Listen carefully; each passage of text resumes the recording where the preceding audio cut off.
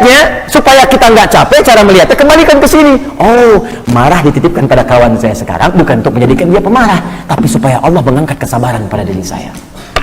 Bukankah Allah mengatakan innallaha ma'as sabirin? Sungguh Allah bersama orang sabar. Bukankah kalimat pertama dalam Al-Quran bagi para penghuni surga dari malaikat adalah kalimat sabar? Quran surah ke-13 ayat 23-24. Salamun alaikum bima sabartum. Selamat Anda telah sabar saat di dunia. Namanya sabirin, dicela oleh kawan, marah-marah. Marah diciptakan bukan ingin membuat dia marah, tapi supaya sabar saya terangkat. Mungkin itu cara Allah mengabulkan doa Anda. Bukankah selama ini Anda berdoa kepada Allah, ya Allah jadikan aku dekat denganmu, ya Allah masukkan aku ke surga. Kalimat pembuka surga, sabar.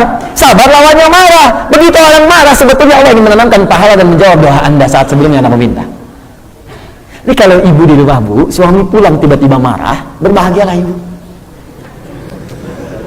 Karena marah diciptakan bukan ingin membuat suami jadi pemarah, tapi supaya mengangkat kesabaran dalam diri ibu. Mungkin dengan sabar itu kekuatan ibu bertambah untuk menghadapi problematika lebih besar di kemudian hari. Jadi kalau di hari itu ibu belum lulus, bagaimana menghadapi tantangan lebih besar di kemudian hari? Ada masalah di depan yang lebih dahsyat lagi, perlu kekuatan lebih. Kalau pada yang ini aja Anda gagal tidak bisa melewatinya, bagaimana bisa mengatasi persoalan lebih besar di kemudian hari? Itu prinsipnya. Ya begitu ada suami datang marah-marah, Masya Allah, Alhamdulillah, sabar. Kamu senyum lagi, kenapa? Sabar. Alhamdulillah Pak, saya yakin, Mama yakin, Papa itu bukan pemarah. Emang? Iya. Maafkan ya Pak, kalau memang marah itu dari Mama yang salah. Semoga Allah muliakan kita, mengangkat kesabaran kita semua. Indah, selesai. Ini kadang-kadang satu marah, yang satu maki. Marah-marah kamu, emang kenapa? Jadi cepat cari lawannya. Suami pulang, istri cemberut, terbalik. Cemberut lawannya apa? Senyum, selesai masalah. Pulang, istri cemberut, langsung senyum. Mama, bunga satu-satu aja jadi banyak-banyak. Nih, kan? Ini bagian dari cintaku padamu. Senyum dong, cantik kayaknya senyum, selesai. Jadi yang satu cemberut, yang satu maki. Kamu kenapa? Emang kenapa? Sudah. Pemicunya pasti banyak Pak, banyak hal, situasi, tapi rumusnya akan sama. Kadang kan gara-gara kondangan saja bisa berubah. Kan perhatian itu banyak. Kadang istri kan ingin kondangan kan banyak hal. Ya, ada undangan, ya ke kita minta pendapat. Bawa dua jenis pakaian, satu warna hijau, kedua warna biru. Papa mana yang paling bagus memakan-makan? Kayaknya biru deh. Kayaknya hijau deh, Pak. Tuhnya, ongkong naras, tapi udah punya jawaban. Masih mending kalau dipakai, begitu keluar kuning. Tapi ya nggak apa-apa. Ya. Dosen marah, nggak apa-apa. Mahasiswa sabar. Ini ketika Anda menemukan itu dan mencari lawan, itu insya Allah akan mudah mengatasinya. Dan enak. Ada yang berbohong, berarti saya harus jujur. Begitu caranya, jadi semua akan ringan teratasinya. Memang ya, teorinya mudah, prakteknya nggak semudah yang dikatakan. Ustadz juga sama saja. Makanya jarang ada ustadz ceramah bawa istrinya, jarang sekali. Masya Allah, live kan? Tapi nggak apa-apa, kita berusaha. Kalau seperti itu, maka beban jadi ringan. Jadi ringan. Pernah ada seorang dalam riwayat sahih, dia sedang makan nih. Bagus sekali Pak. Ini sahih riwayatnya. Sedang makan, tiba-tiba datang orang mengatakan, ya fulan, anakmu wafat, meninggal, diterkam serigala. Lalu dia berhenti makan, dia ucapkan inna lillahi wa inna ilaihi raji'un. Makan lagi. Yang lain bingung, ini ayahnya bukan sih. Fulan, bapakmu meninggal. Anak mau meninggal diterkam serigala. Dilihat lagi, dia ucapkan lagi inna lillahi wa inna ilaihi raji'un. Makan lagi. Astagfirullah. Barangkali belum keras dia. Ya. Fulan, anakmu meninggal diterkam serigala. Langsung dia bangkit, saya tahu. Inna lillahi wa inna ilaihi raji'un. Makan lagi. Dalam keheranan bertanya, kenapa engkau kemudian pilih makan dan tidak mengurus anakmu? Perhatikan jawabannya, indah sekali. Kata orang ini, orang mulia ini, demi Allah, aku sekarang tempuh perjalanan untuk mengejar anakku pun tetap tidak akan menghidupkannya lagi. Maka biarkan aku mengatakan dan mengerjakan apa yang Allah perintahkan saat ini. Bukan kalau berfirman, idza asabatkum musibah qalu inna lillahi wa inna. Kata Allah, kalau ditimpa musibah, ucapkan pertama inna lillahi wa inna ilaihi raji'un. Semua berikan dan semua akan pulang. Kemudian Allah berikan sekarang rezeki. Aku kejar yang itu, nggak hidup lagi. Aku tinggalkan yang ini, bukan aku bermaksiat kepada Allah. Biarkan aku selesaikan makanan ini. Lalu aku kejar anakku di sana. Aku selesaikan semua urusannya. Aku mandikan dia, aku kafani, aku salati. Dan kau jangan banyak nanya lagi supaya menghambat aku untuk menyelesaikan makanan ini. Selesai. Kalau kita paham dengan semua ini indah, nggak apa-apa. Gagal satu mata kuliah, mungkin gagal ini dibuat supaya aku lebih serius lagi. Jadi lebih serius belajar. Ya, pekerjaan gagal sekali, oh mungkin Allah ingin mengakomodir dan melipat gandakan rezeki-rezekiku supaya dikumpulkan sekaligus. Jadi kalau semua persepsinya baik, maka akan terjadi seperti Sayyidah Hajar ketika mencari air Zam-Zam. Naik ke sofa dari tasfiyah, menghilangkan yang kotor-kotor, mencari yang bening. Bahasa Arabnya tasfiyah. Hasilnya disebut dengan sofa. Orang disebut dengan sufi. Naik ke atas, pikirkan yang baik-baik, yang jelek buang semua. Allah pasti memberikan yang baik, Allah pasti memberikan yang baik. Mengejar marwah, puncak kesuksesan yang ingin diraih.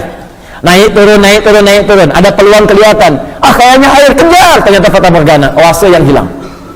Bolak-balik, bolak-balik. Setelah yang ketujuh, sampai di marwah, terdengar teriakan anaknya tidak biasa. Nangis, nangis. Begitu dikejar, ada air keluar. Anak yang kalau haus pengen dapat ASI pasti nangis. Tangan bergerak, kaki pun bergerak, disimpan di tanah, bergerak juga. Tapi kenapa Hajar bolak-balik dari Sofwa ke Marwah itu belum keluar airnya? Apa yang menyebabkan keluar? Salah satunya ketika bisa membuktikan ini takut, dibuang semua jeleknya, berserah diri dengan positive thinking kepada Allah, maka apa yang terjadi? Dalam hentakan yang ketujuh tiba di Marwah, malaikat turun karena doa ibunya dan sifat kebeningannya. Maka ketika Ismail alaihissalam menghentakkan ke tanah dengan kakinya, malaikat dengan sayapnya menghentak ke tanah, keluarlah air. Kata ibunya, zam, zam, zam, zam, zam.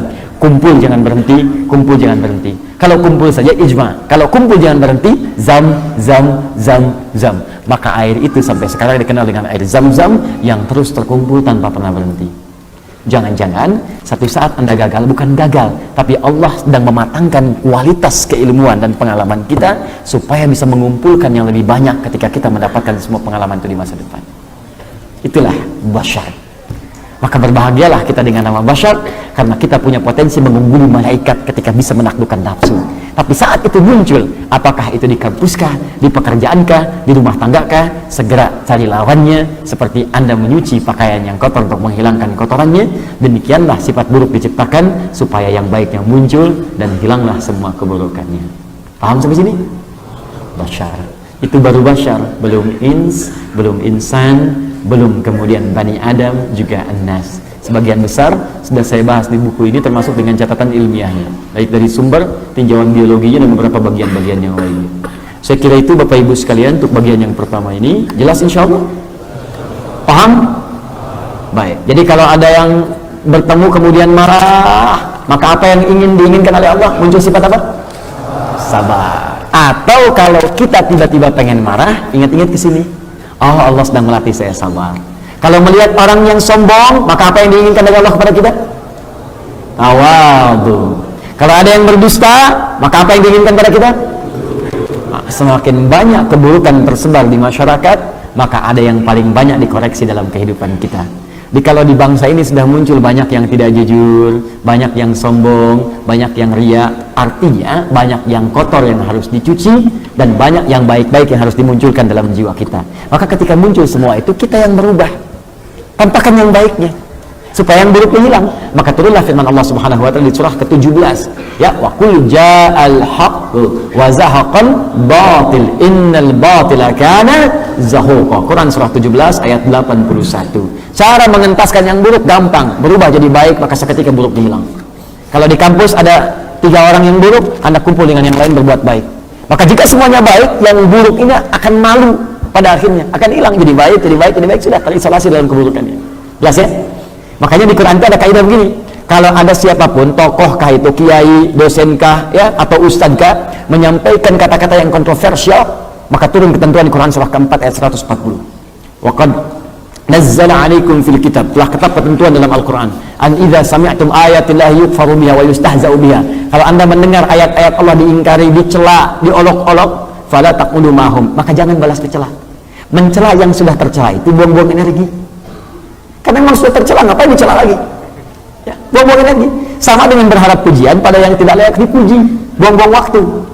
Cukup kata Allah, fala taq'udu mahum, jangan sertai, jangan didengar, seminar itu jangan dihadiri, buku gak usah dibaca, jangan ikut kuliahnya, jangan pilih jurusannya, sudah. Kalau kontroversial tinggalkan. Itu pun sayangnya Allah, hatta ya'udu fi haditsin ghair. Ya, sampai dia kembali sadar bahwa dia diisolasi itu karena ada yang salah, sampai balik lagi. Saking sayangnya Allah, jangan dicela. Tapi tunjukkan kepada dia sikap bahwa ada yang salah dalam dirinya. Kalau sulit diingatkan, tinggalkan aja. Lama-lama dia berpikir, oh mungkin ada yang salah dalam diri saya. Dia koreksi dirinya sampai dia kembali lagi. Innakum idzam misluhum, kalau Anda ikut itu semua, bahkan kemudian